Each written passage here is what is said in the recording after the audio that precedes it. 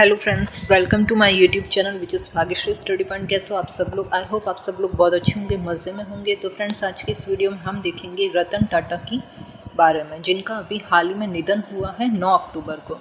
ठीक है फ्रेंड्स, तो हम रतन टाटा के बारे में विस्तार से जानेंगे कि कब इनका जन्म हुआ था, मृत्यु कब हुई थी, इन्हें कौन कौन से पुरस्कार दिए गए, सब कुछ जानेंगे डिटेल में। तो वीडियो को एंड तक जरूर देखें, और जिस किसी ने भी चैनल को सब्सक्राइब नहीं किया है तो पहले चैनल को सब्सक्राइब करके बेल आइकन को ऑल पर प्रेस जरूर करें, जिससे आपको आगे आने वाले वीडियो का नोटिफिकेशन सबसे पहले मिल सकेगा। तो चलिए फ्रेंड्स, वीडियो को बिना देरी के स्टार्ट करते हैं।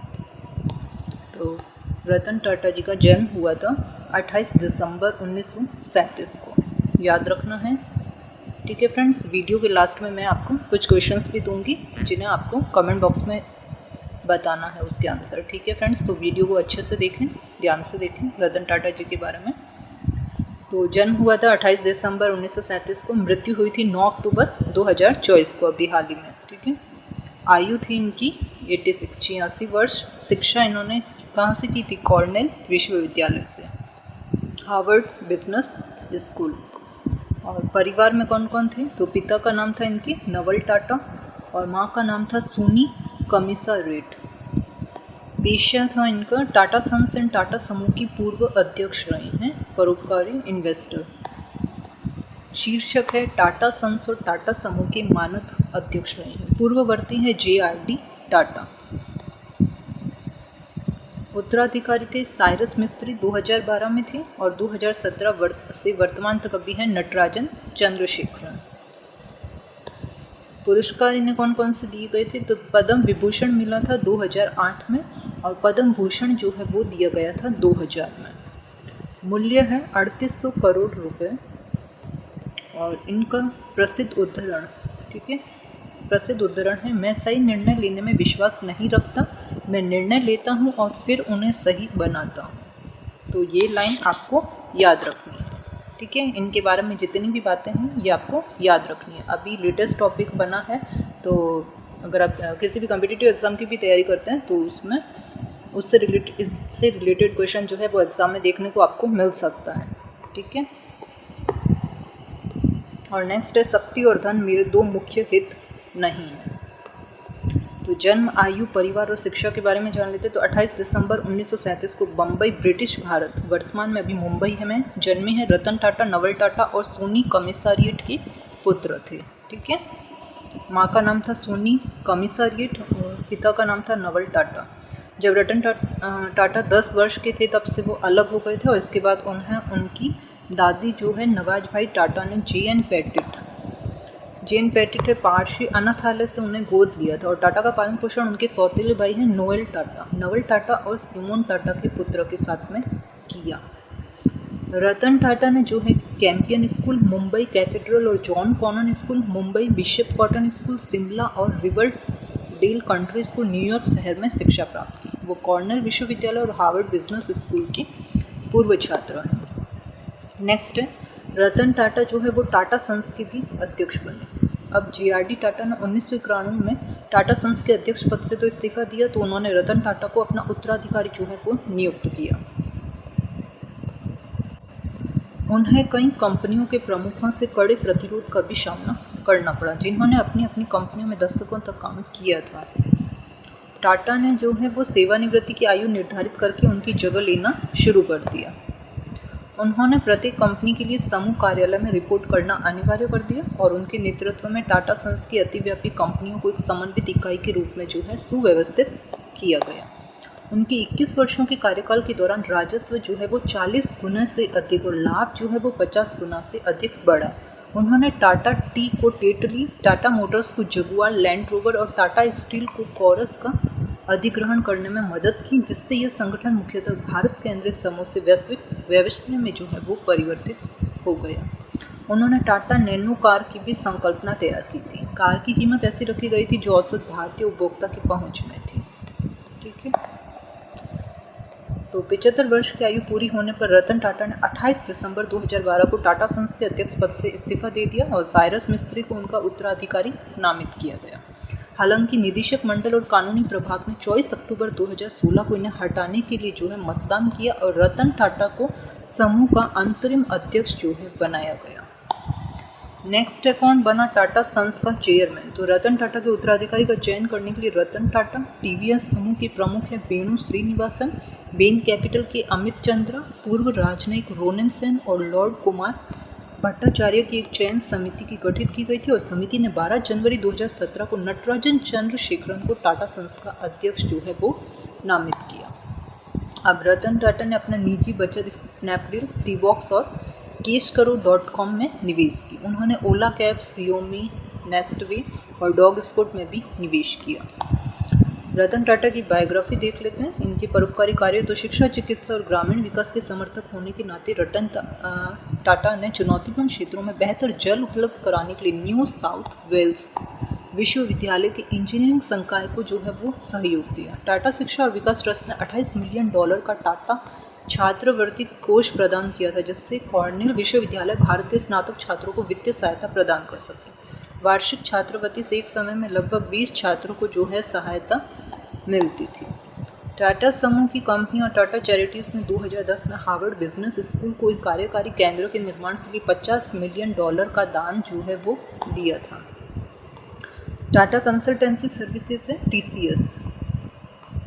टाटा कंसल्टेंसी सर्विसेज ने संज्ञानात्मक प्रणालियों और स्वचालित वाहनों पर शोध हेतु कार्नेगी मेलन विश्वविद्यालय को $35 मिलियन का जो है वो दान दिया था। यह किसी कंपनी द्वारा दिया गया अब तक का सबसे बड़ा जो है दान है और 48,000 वर्ग फुट की इमारत को TCS हॉल कहा जाता है।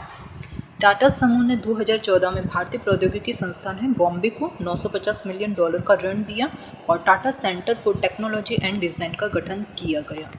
यह संस्थान के इतिहास में अब तक का सबसे बड़ा दान था।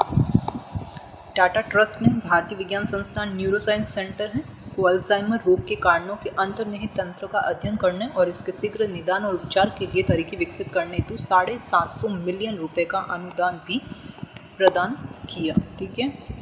रतन टाटा ने संसाधन विवश समुदायों की चुनौतियों का समाधान करने के लिए मैसाचुसेट्स इंस्टीट्यूट ऑफ टेक्नोलॉजी है यानी MIT में MIT Tata centre of technology and design की भी स्थापना की, जिसका प्रारंभिक फोकस कहाँ था? भारत पर था।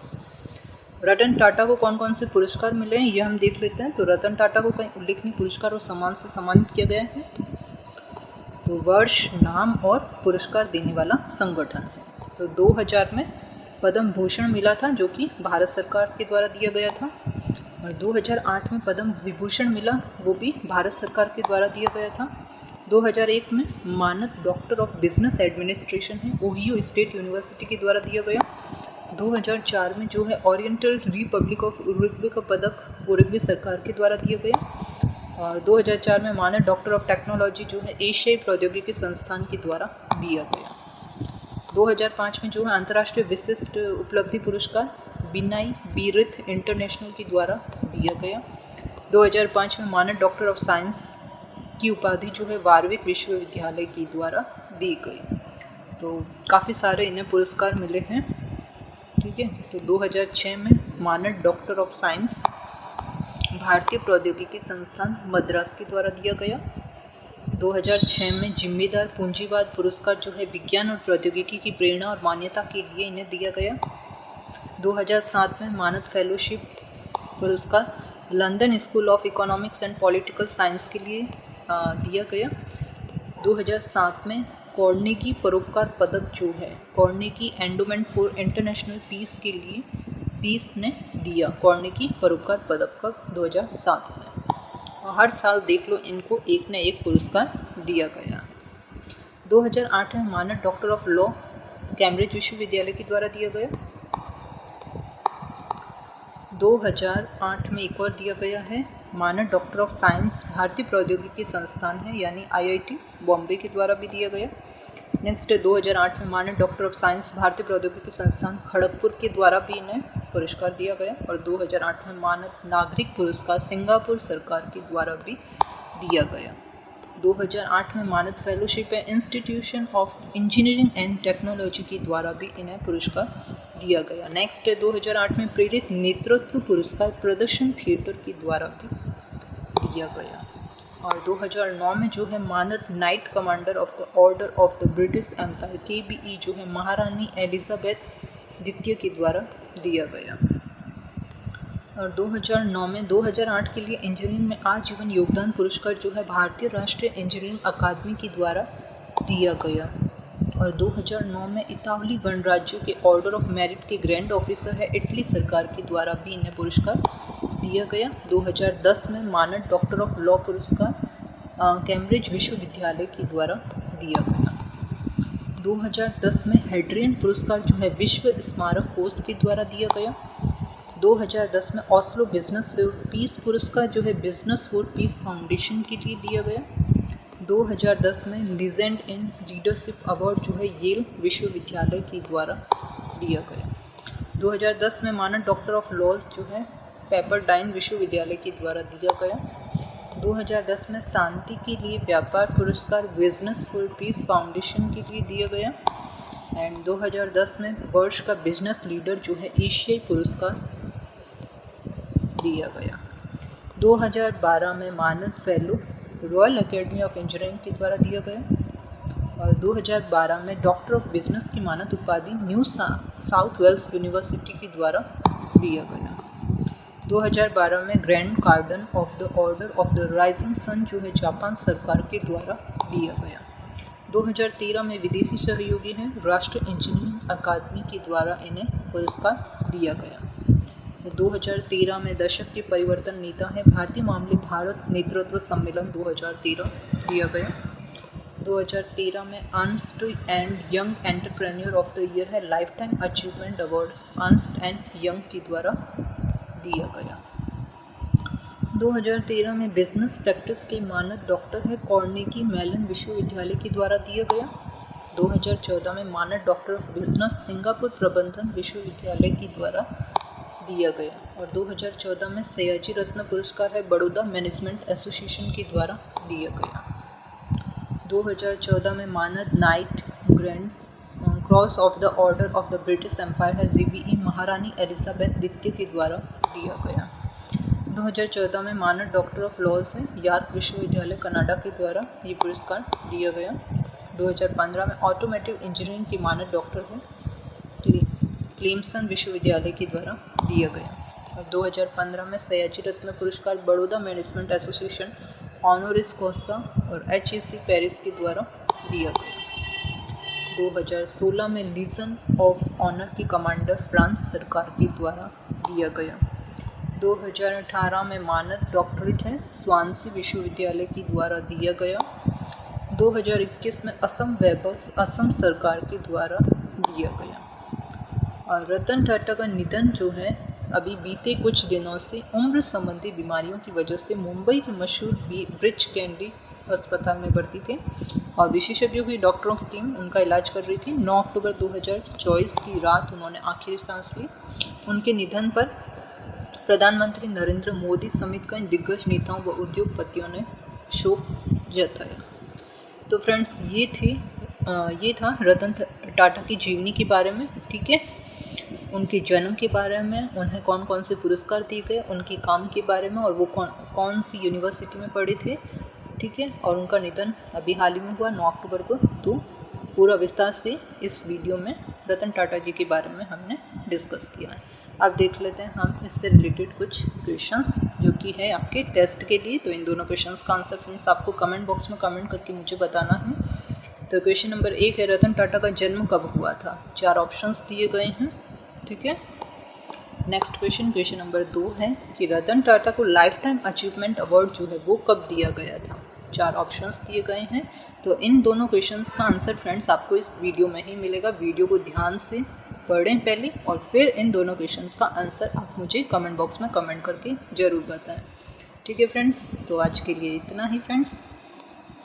वीडियो अच्छा लगा है तो वीडियो को लाइक, ज़्यादा से ज़्यादा शेयर और चैनल पर नए हो तो चैनल को सब्सक्राइब करके बेल आइकन को ऑल पर प्रेस जरूर करें, जिससे आपको आगे आने वाली वीडियो का नोटिफिकेशन सबसे पहले मिल सकेगा। और इस वीडियो की फ्रेंड्स अगर आपको PDF चाहिए तो आप मेरा टेलीग्राम चैनल ज्वाइन कर सकते हैं, जिसका लिंक डिस्क्रिप्शन बॉक्स में दिया हुआ है। तो थैंक यू फ्रेंड्स, मैं मिलती हूँ आपको नेक्स्ट वीडियो में। तब तक के लिए wish you all the best.